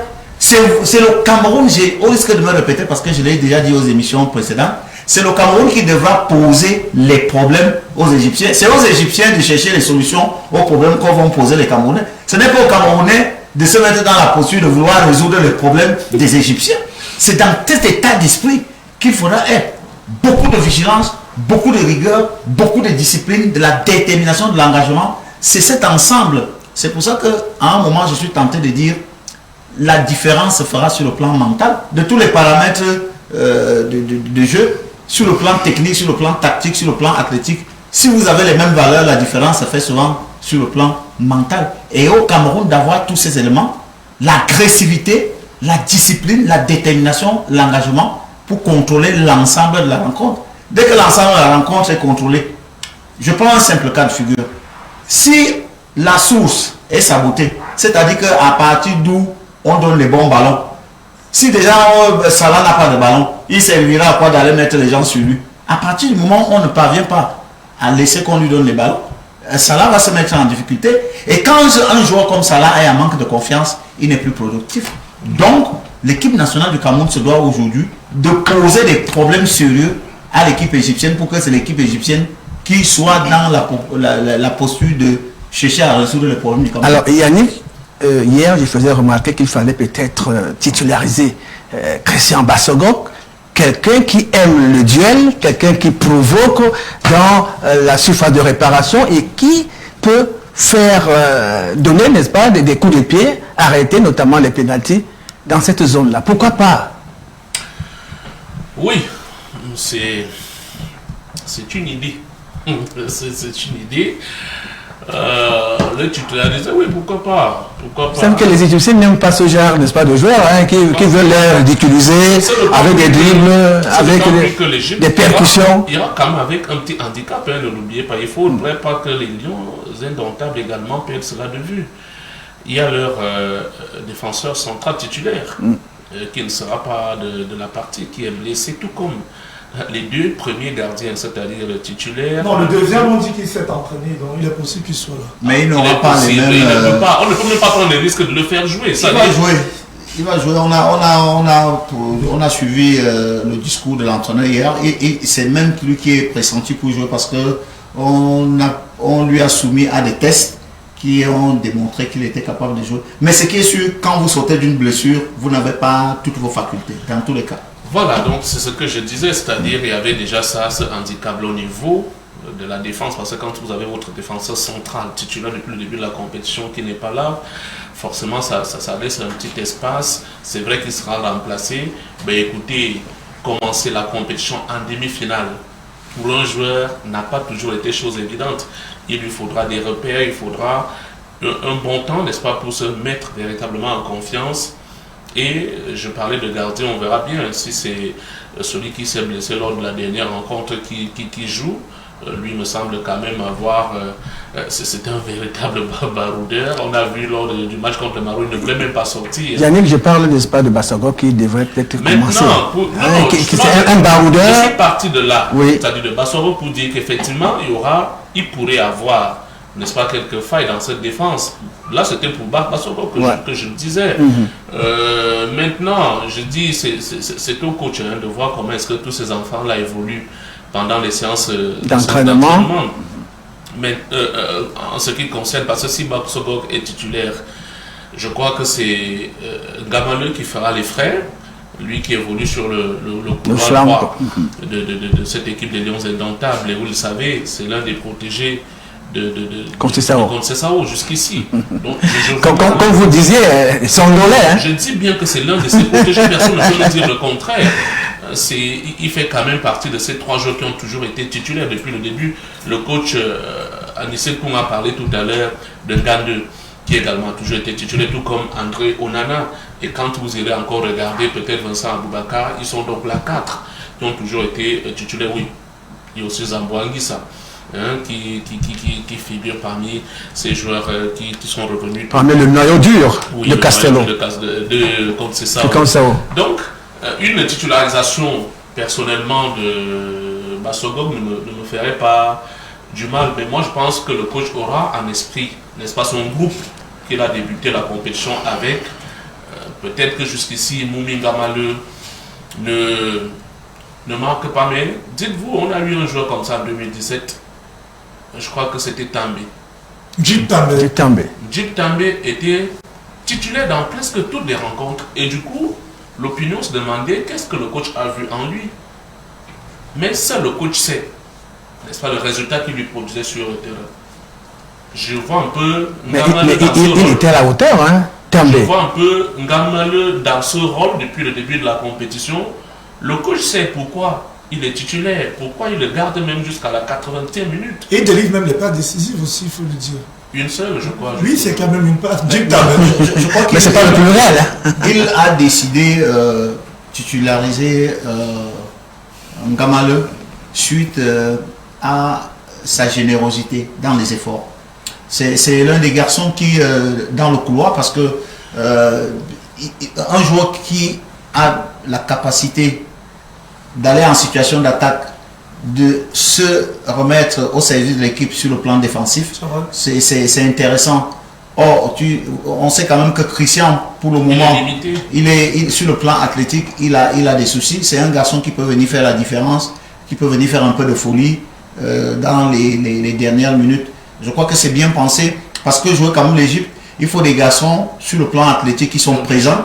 Et je pense que Ngamaleu, au regard du fait aussi qu'il est régulier dans son équipe, voilà, il est titulaire. On a vu ce qui s'est passé en Champions League. Je crois qu'il a un potentiel athlétique qui est intéressant dans ce genre de match. Mais votre préoccupation, elle est importante. Mais c'est bien qu'on ait aussi une profondeur de banc de touche. Vous vous souvenez que j'étais en train de dire ici que l'une des forces du Sénégal, c'est la profondeur de son banc de touche. On ne va pas quand même griller toutes nos cartouches. Il faut toujours avoir des garçons qui peuvent venir faire la différence. Au dernier moment, quand vous êtes un peu bloqué, il peut venir débloquer la situation. C'est justement ce que j'étais en train de dire. Effectivement, c'est pratiquement le même boulot que Djib També faisait en 2017. Parce que c'était un garçon que tu trouvais devant, que tu trouvais derrière. C'est vrai qu'on se demandait quel était son registre véritable. Mais c'était un homme pratiquement à tout faire, qui allait au charbon. C'était pratiquement un sacrifié. Je crois que c'est ce rôle aujourd'hui, comme le coach disait tout à l'heure, que je suis en train de jouer Moumi Gamaleu, c'est-à-dire un poumon qui apporte véritablement du souffle, que ce soit sur le flanc de l'attaque, au milieu de terrain, parce que de temps en temps, il apporte du soutien. Je pense que ça ne poserait pas de problème que le coach puisse continuer à lui faire confiance. Alors, Anissé, moi j'ai un souci sur la profondeur du banc de touche des Lions Indomptables du Cameroun. Alors, vous avez vu tous les réajustements que l'entraîneur a fait. Ces réajustements n'auront pas été suffisamment positifs. Bon, que ce soit le cas de Bassogog, que ce soit le cas, n'est-ce pas, de Clinton J ou des autres, c'était des réajustements, certes, importants, mais pas suffisants. Moi, je vais dire qu'on n'a pas un problème de profondeur de banc de touche en tant que tel.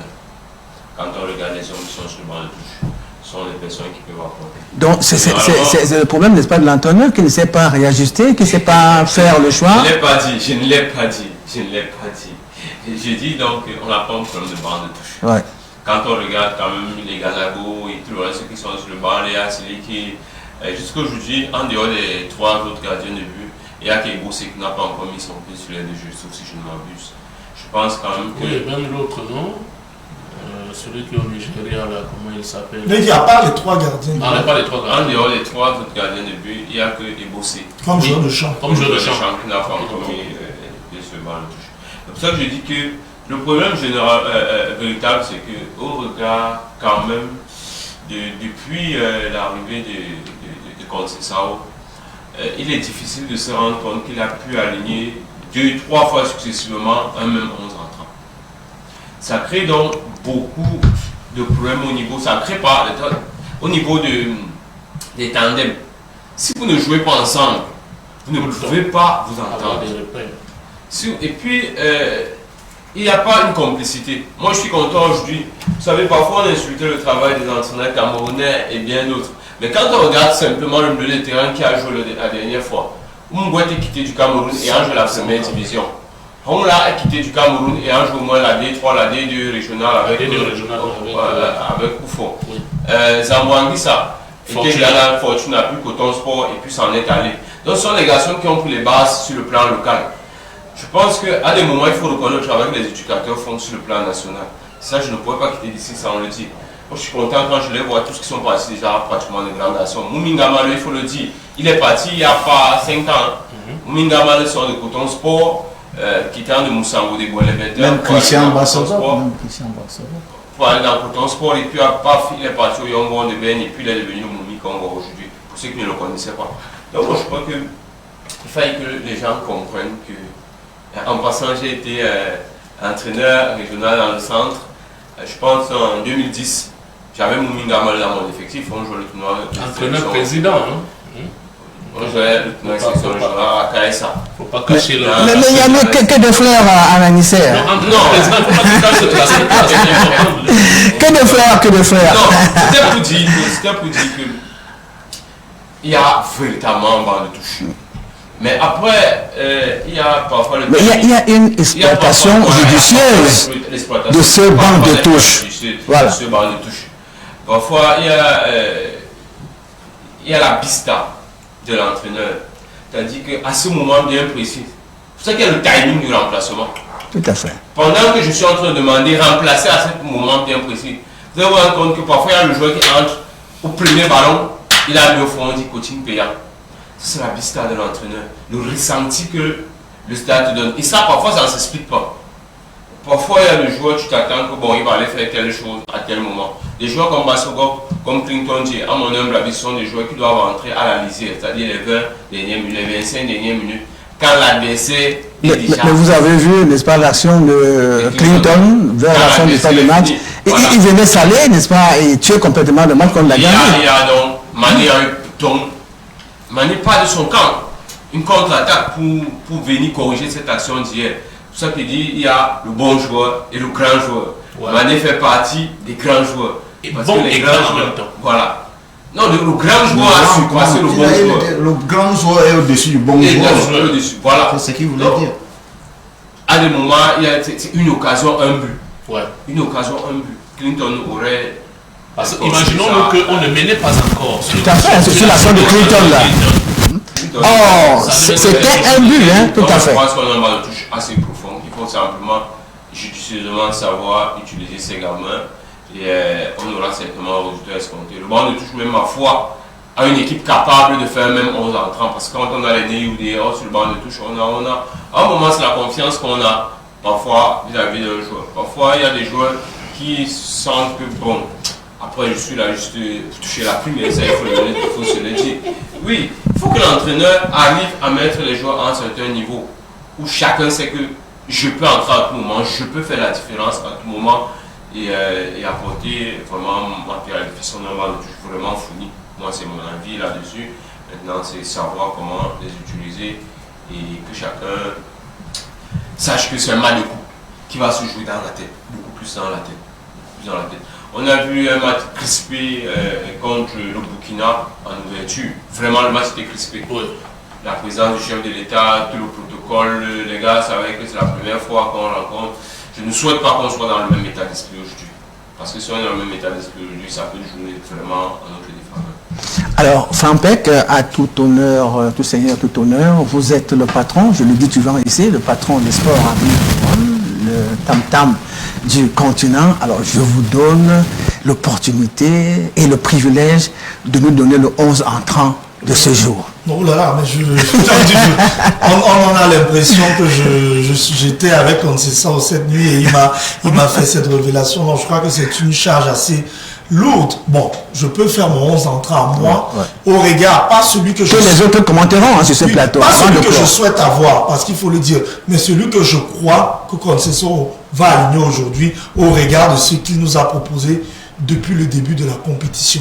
Gardien de but. Forcément, ça sera André Onana, il n'y a pas de débat. Je crois que la charnière centrale sera aussi répétée parce qu'on a l'impression, tout à l'heure, le coach Anissé Koum disait que lorsque les jeunes ne jouent pas ensemble, ils ont du mal à créer des tandems. Et je crois qu'un tandem est en train de se créer entre Castelletto et Michael Ndandengadji. Ça sera la 4e fois quand même pour ces deux joueurs d'évoluer ensemble. Donc je vois mal le coach changer quelque chose qui semble marcher.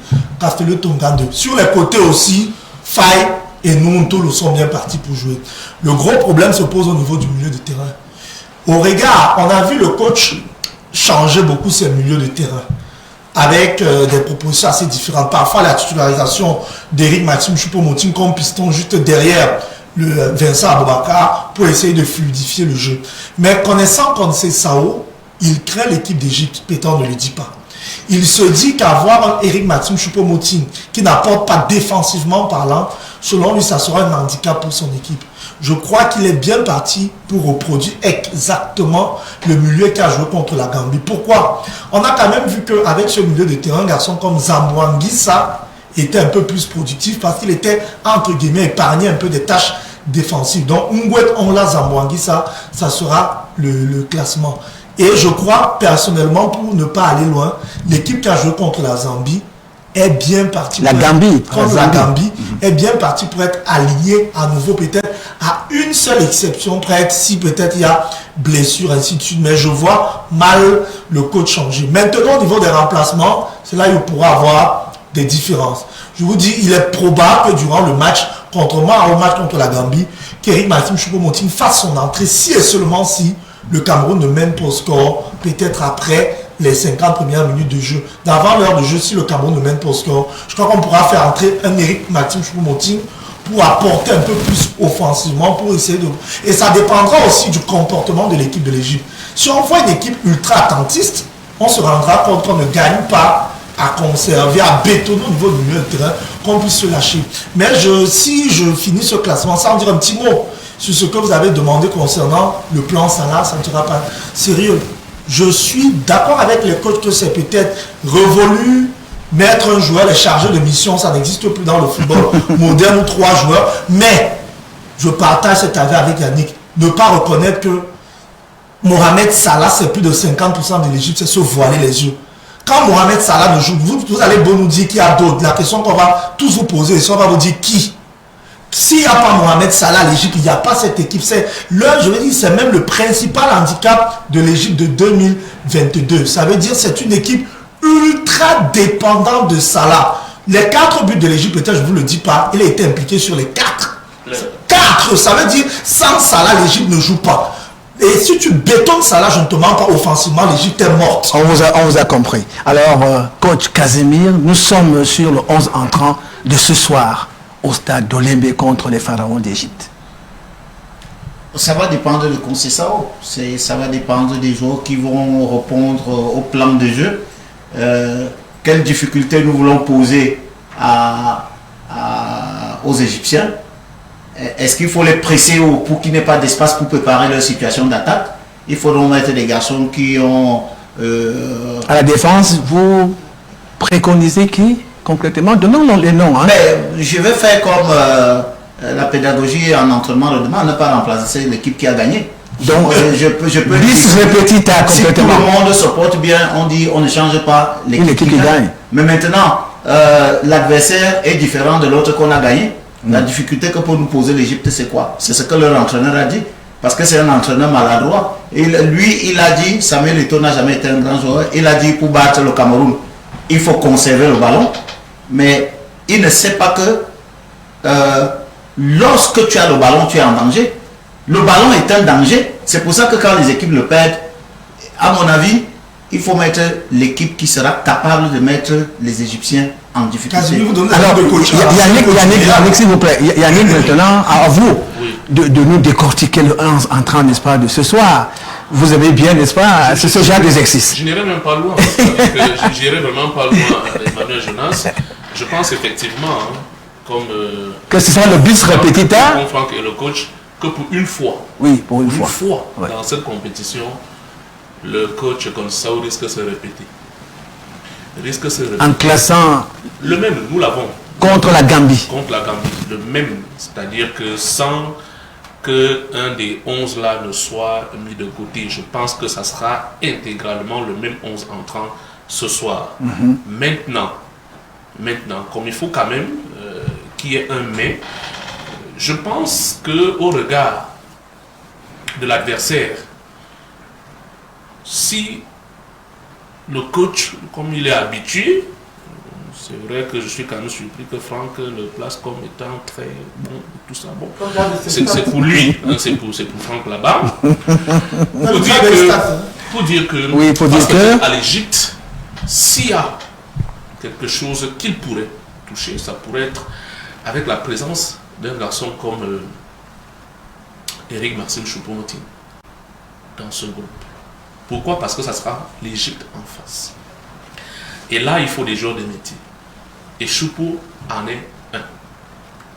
Mais pour le reste, je pense que c'est le même 11, n'est-ce pas, qui pourrait être reconduit ce soir face à cette équipe égyptienne. Merci Yannick. Alors, on ne pourrait pas nous laisser partir comme ça, sans aussi coller un mot sur le 11 entrant des Lions Indomptables ce soir au stade d'Olembe à Nice. Non, pédagogiquement, moi je ne parle pas généralement des hommes. Parce que je pense que, vous savez, tout ce qu'on fait, ce sont des analyses extra. Personne de nous n'est dans la tanière. Il peut y avoir des soucis dans la tanière dont nous ne sommes pas au courant. Il peut y avoir des influences dont nous ne sommes pas au courant. Ça, il ne faut pas se le cacher. Quand on est à ce niveau à l'équipe nationale. Des influences de quelle nature, Anissa? Il y a des influences de toute nature. L'équipe nationale à ce niveau. Il y a des influences vraiment de toute nature. Je n'ai pas envie de rentrer là-dessus. Il va falloir être un bon pédagogue pour pouvoir gérer un certain nombre de choses. Parfois, vous allez voir un entraîneur sortir de son rang, toujours entrer dans son vestiaire, il est stressé ou bien il a une mine grave parce qu'il a rencontré vraiment des choses qui ne lui permettent pas parfois de s'épanouir dans son comme il l'aurait souhaité. Mais je crois qu'il y a un plan de jeu qui a à mettre en place. Jusqu'à présent, on dit aucun cas Covid, je suppose que personne n'est malade.